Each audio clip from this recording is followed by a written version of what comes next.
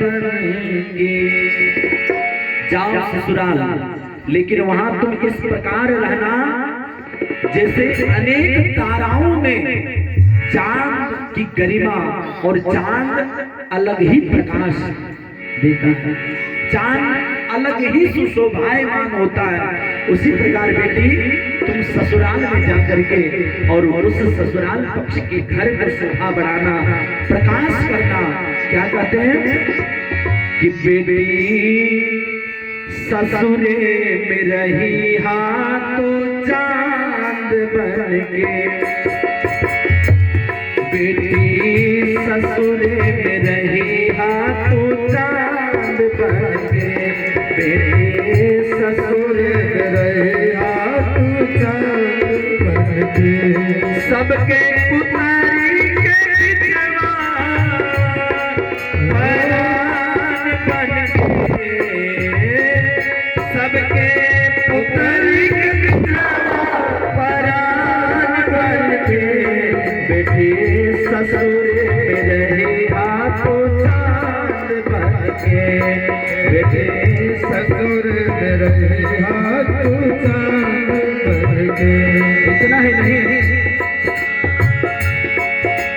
और क्या कहते हैं, सासु के निस दिन चरण दबैहा, बेटिया सबसे पीछे खैहा, बेटिया सबसे पीछे खैहा। तुम प्रतिदिन सास का पैर दबाना और सबको खिला करके सबसे पीछे तुम भोजन करना। सास के निस दिन चरण दबैहा, बेटिया सबसे पाछे खैहा, बेटिया सबसे पाछे खैहा। ससुर के पाछे जब खड़ुआ पानी दिया तो बिपौआ, जब ससुर के आहट होगा आने का, तुरंत तुम एक लोटा पानी लेकर के खड़े रहना उनके चरणों को धोने के लिए। ससुर के पाछे जब खड़ुआ पानी दिया तो बिपौआ। इतना ही नहीं, रैहा गहन पूस महीनमा के,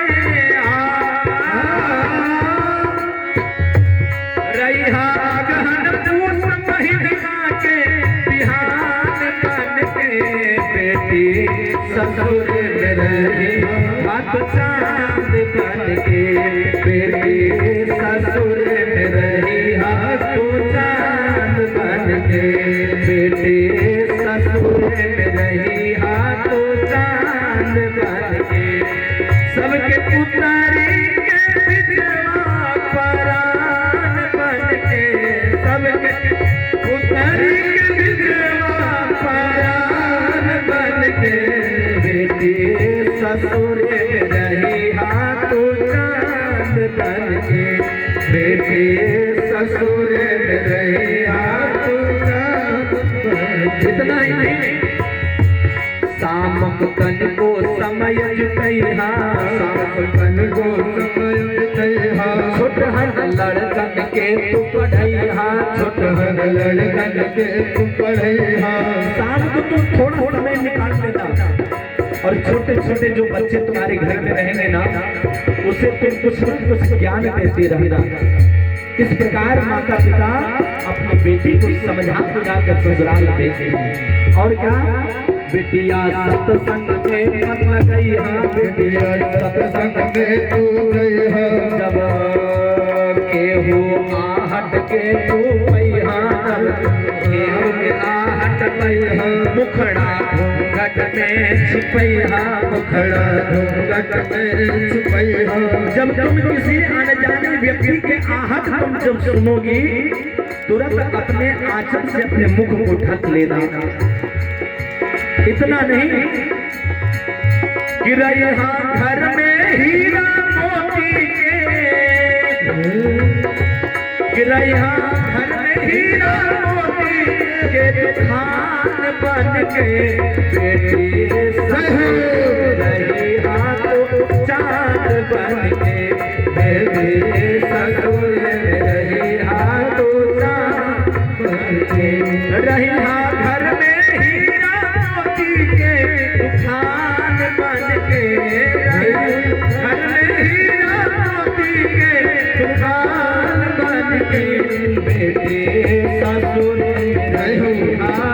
चांद बन के, बेटी ससुर में रही हाँ तो चांद बन के, बेटी ससुर में रही हाँ तो चांद बन के।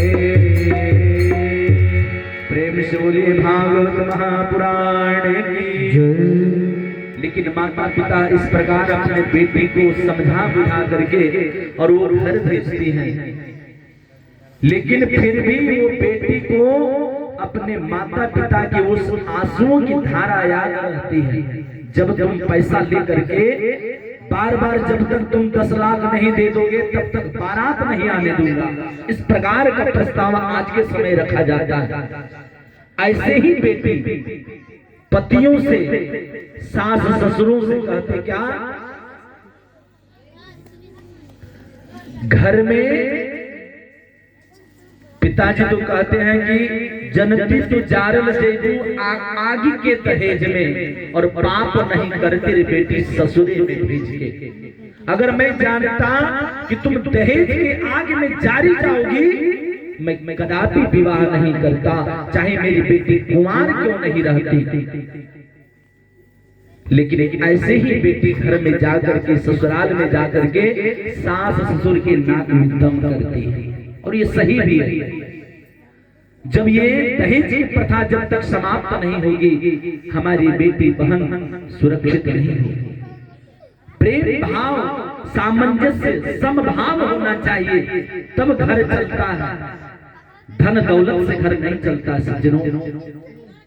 इसलिए इस प्रकार के कृत्य जब नारद जी ने गृहस्थों के यहाँ देखा, उनके मन और भी व्याकुल हो गए।